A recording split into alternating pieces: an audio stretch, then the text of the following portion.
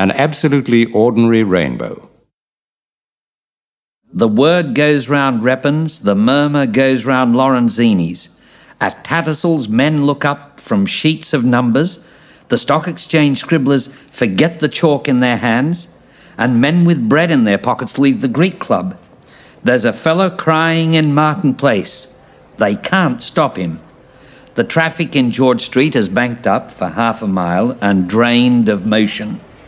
The crowds are edgy with talk, and more crowds come hurrying. Many run in the back streets, which minutes ago were busy main streets, pointing. There's a fellow weeping down there. No one can stop him.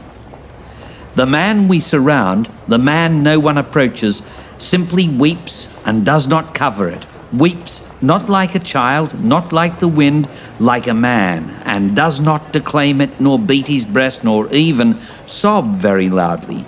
Yet the dignity of his weeping holds us back from his space.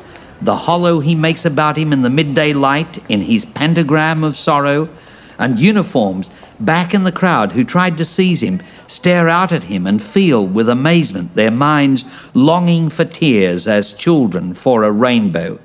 Some will say in the years to come a halo or force stood around him. There is no such thing. Some will say they were shocked and would have stopped him, but they will not have been there. The fiercest manhood, the toughest reserve, the slickest wit amongst us trembles with silence and burns with unexpected judgments of peace. Some in the concourse scream who thought themselves happy. Only the smallest children and such as look out of paradise come near him and sit at his feet with dogs and dusty pigeons. Ridiculous, says a man near me, and stops his mouth with his hand as if it uttered vomit, and I see a woman shining stretch her hand and shake as she receives the gift of weeping.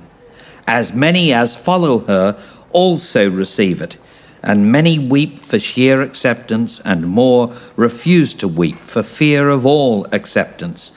But the weeping man, like the earth, requires nothing. The man who weeps ignores us and cries out of his writhen face and ordinary body.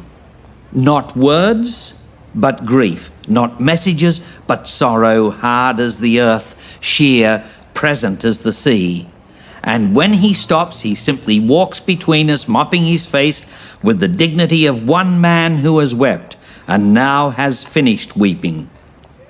Evading believers, he hurries off down Pitt Street.